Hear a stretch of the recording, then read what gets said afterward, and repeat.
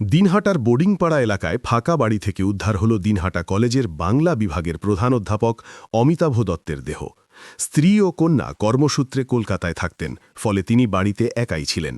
স্থানীয় সূত্রে খবর, আগের দিনও তিনি কলেজে পরীক্ষার দায়িত্ব পালন করেছিলেন, কিন্তু এদিন সারাদিন বাড়ি থেকে বের না হওয়ায় সন্দেহ হয় প্রতিবেশীদের। পুলিশ এসে দরজা ভেঙে বিছানা থেকে তার দেহ উদ্ধার করে। বাইরে যদি তালা থাকে তাহলে ভাববা যে আশেপাশে কোথাও আছে, আর যদি ভিতরে মানে লক না থাকে তাহলে ভিতরে কলিং বেল টিপতে হচ্ছে। আমি তো ছিলাম না, আমি দেওয়ারকে বলছি, দেওয়ার কলিং বেল টিপেছে, তখন কোনো সাহস শব্দ পাওয়া হয়নি। কটা নাগাদ কলিং বেল টিপেছে? 8টা 8:30 15টা হবে এরকম। আজকে রাত্রি? আমরা কোনো সাড়া পাননি? না, কোনো সাড়া পাইনি। আমার দেওয়ার, আমি ছিলাম না, আমি দেওয়ারকে দিয়ে করাইছি জিনিসটা। আচ্ছা আচ্ছা আচ্ছা। তারপরে ওখান থেকে আবার ফোন করলো 9টা 10 মিনিট হবে, বলে আমার বোধ ভাগ্য শেষ, ওইটাই বলে আর কোনো কথা হলো না।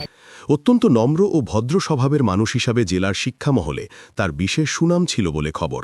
তার আকস্মিক মৃত্যুতে শোকের ছায়া নেমে এসেছে দিনহাটা জুড়ে। অপরদিকে পুলিশ গোটা ঘটনার তদন্ত শুরু করেছে। Bureau report, news Bengal today. Meghbela লাইভে আপনার পছন্দের টিভি চ্যানেলস সম্পূর্ণ বিনামূল্যে, শুধুমাত্র মেঘবেলা ব্রডব্যান্ডের কানেকশনের সঙ্গে। মেঘবেলা ব্রডব্যান্ড, বাংলার ঘরে ঘরে। উত্তর 24 পরগনা ও তার আশপাশের এলাকার মানুষের সেবায় ক্যাথ ল্যাবের মতো অত্যাধুনিক সুবিধা নিয়ে পরিষেবায় ব্রতী সারদা মাল্টি স্পেশালিটি হাসপাতাল।